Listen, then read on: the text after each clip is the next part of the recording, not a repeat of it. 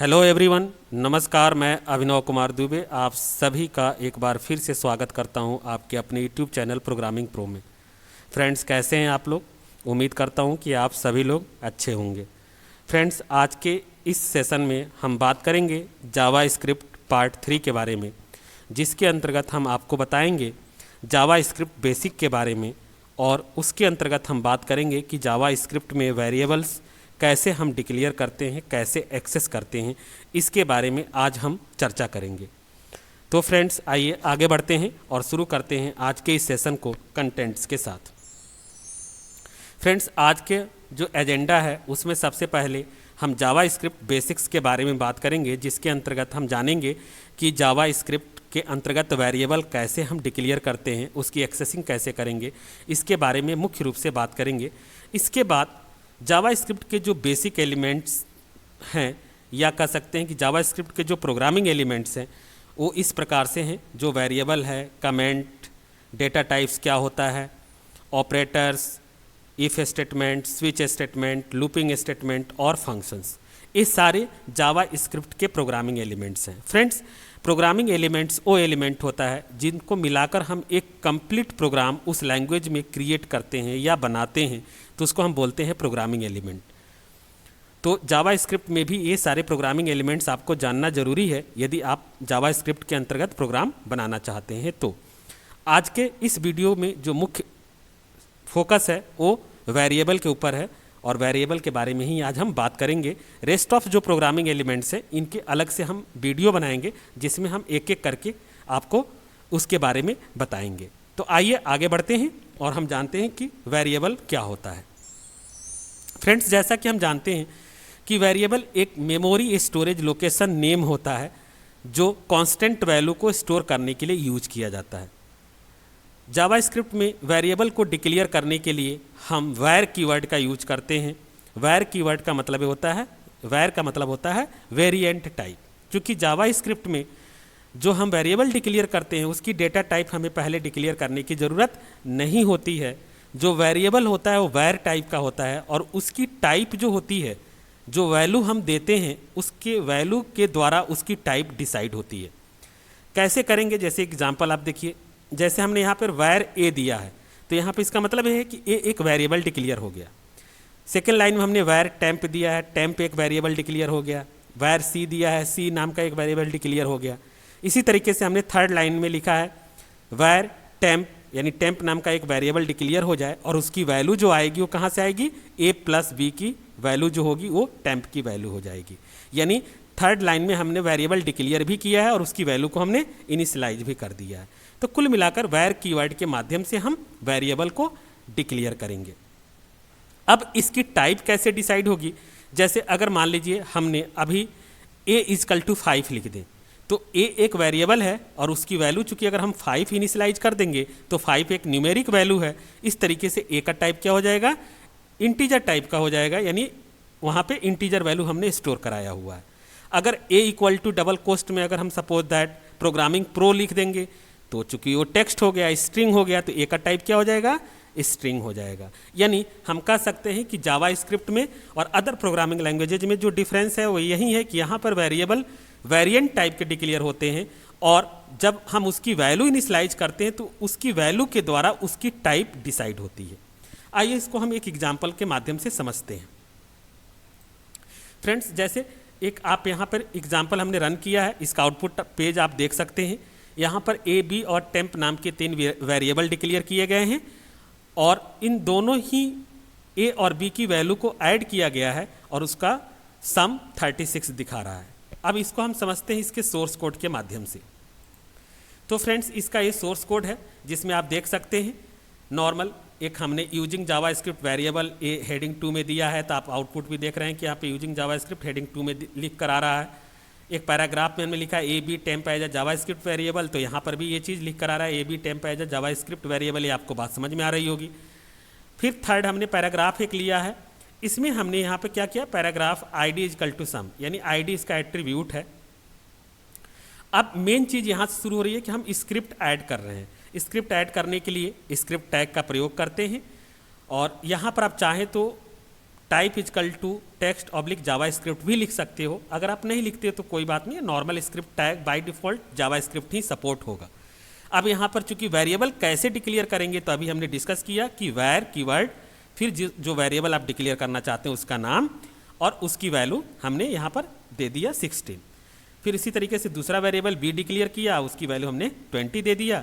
तीसरा वेरिएबल हमने temp declare किया और उसकी वैल्यू हमने a+b दे दिया। अब टेम्प की वैल्यू को प्रिंट करने के लिए कई तरीके होते हैं जिसके माध्यम से आप जावा स्क्रिप्ट में अलग अलग तरीके से आउटपुट को डिस्प्ले करा सकते हो। एक तरीका ये भी है कि हम document dot gate element by ID method के माध्यम से इनर HTML प्रॉपर्टी के द्वारा हम आउटपुट को डिस्प्ले कर सकते हैं। अब आप कहोगे कि गेट एलिमेंट बाई ID है क्या? तो गेट एलिमेंट बाई ID एक मेथड है जो कि HTML एलिमेंट को डिफाइन करता है और HTML एलिमेंट को जो आप यहाँ पे डिफाइन करोगे, जो एक्सेस करोगे उस एलिमेंट को, उसके ID के द्वारा करोगे। तो देखो यहाँ पर हमने ऊपर क्या किया है कि P पैराग्राफ है और इसकी ID क्या है, सम। अब गेट एलिमेंट बाई ID ये क्या है, ये मेथड है और जो ID यहाँ पे हमने सम दिया वही नाम यहाँ पर हमने सम दिया है। अब इस सम की वैल्यू कहाँ से आएगी? तो इनर HTML प्रॉपर्टी के द्वारा जो टेम्प वेरिएबल है उसके माध्यम से सम की वैल्यू इनिशियलाइज हो जाएगी। तो इस तरीके से यहाँ पर आउटपुट हमारा क्या लिख कर आ रहा है, the sum of value of variable a and b is 36 आ रहा है। तो आपको यहाँ पर वरी होने की ज़रूरत नहीं है। हमने सेकेंड वीडियो में आपको बताया था कि आप डॉक्यूमेंट डॉट राइट मेथड से ही डायरेक्टली यहाँ पे अगर सम प्रिंट कराना चाहो, टेम्प प्रिंट कराना चाहो ब्राउजर पे तो आप करा सकते हो। But get element by ID ये मेथड है, आपको मालूम होना चाहिए। ये भी एक तरीका है जिससे कि आप HTML एलिमेंट को आप डिफाइन कर सकते हो उसके ID के द्वारा और उसकी वैल्यू को इनर HTML प्रॉपर्टी के द्वारा उसकी वैल्यू को आप इनिशियलाइज कर सकते हो। तो उम्मीद करता हूँ कि आपको ये बात समझ में आ गई होगी। अगर कोई कन्फ्यूजन हो रहा है तो नॉर्मली आप यहाँ पे डॉक्यूमेंट डॉट राइट और ब्रैकेट में अगर आप टेम्प प्रिंट कर दोगे तो भी आउटपुट प्रिंट हो जाएगा। लेकिन ये भी एक तरीका है जिसके द्वारा आप अपने ब्राउजर पर आउटपुट को डिस्प्ले कर सकते हो। आइए आगे बढ़ते हैं।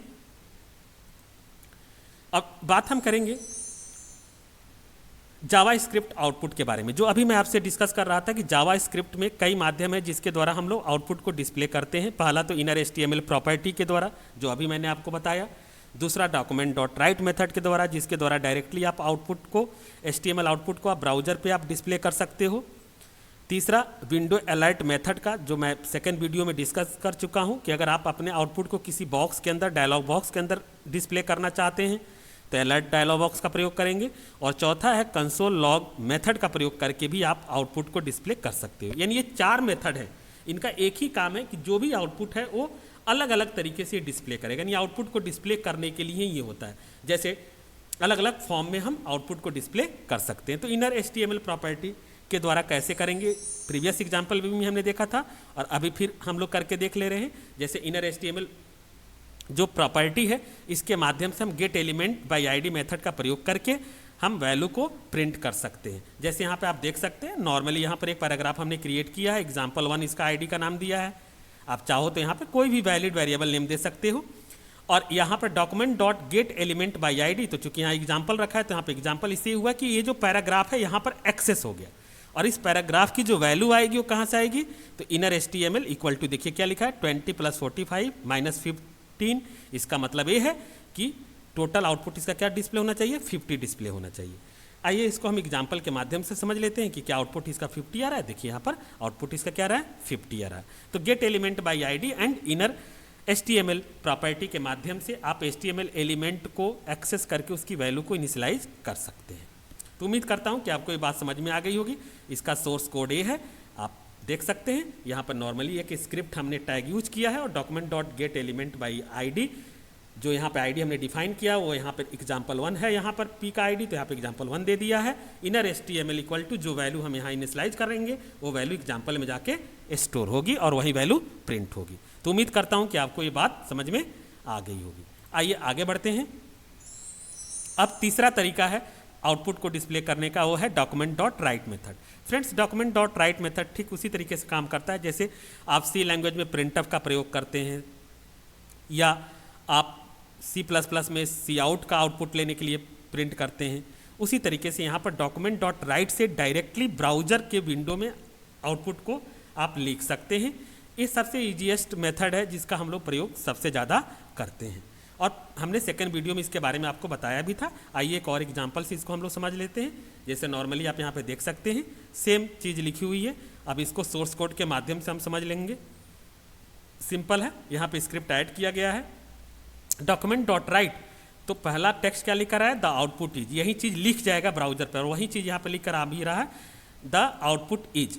इसके बाद से सेकेंड लाइन में हमने क्या लिखा है, फिर डॉक्यूमेंट डॉट राइट लिखा है, जो वैल्यू हमने एक्सप्रेशन दिया है वो एक्सप्रेशन यहाँ पे कैलकुलेट होने के बाद 50 आ रहा है। तो डॉक्यूमेंट डॉट राइट से भी आप डायरेक्टली आउटपुट को डिस्प्ले कर सकते हो। अब आपको कंफ्यूज नहीं होना है, क्योंकि हम ये आउटपुट कैसे डिस्प्ले करेंगे जावा स्क्रिप्ट में, उसी के बारे में हम डिस्कस कर रहे हैं। चाहे वो gate element by ID, inner HTML property के माध्यम से आप कर सकते हो, चाहे आप डॉक्यूमेंट डॉट राइट मेथड के माध्यम से कर सकते हो। तो ये अलग अलग तरीके हैं जिसके माध्यम से हम कर सकते हैं। आइए आगे बढ़ते हैं और फिर हम जानते हैं कि हम अलर्ट मेथड के माध्यम से कैसे डिस्प्ले करेंगे। तो ये सेकेंड वीडियो में हमने बात किया था कि अगर आप अपने आउटपुट को किसी बॉक्स के अंदर प्रिंट करना चाहते हो, that is called alert box. अब जैसे यहाँ पे देखिए हमने रन किया तो यही ये देखिए आउटपुट हमारा किस में आ रहा है, बॉक्स में आ रहा है, और यही कंटेंट लिखा है press okay button to exit from alert window. जैसे ओके पे क्लिक करेंगे हम बाहर आ जाएंगे, मेन विंडो में आ जाएंगे, मेन ब्राउजर विंडो में यहाँ पर आउटपुट डिस्प्ले हो जाएगा।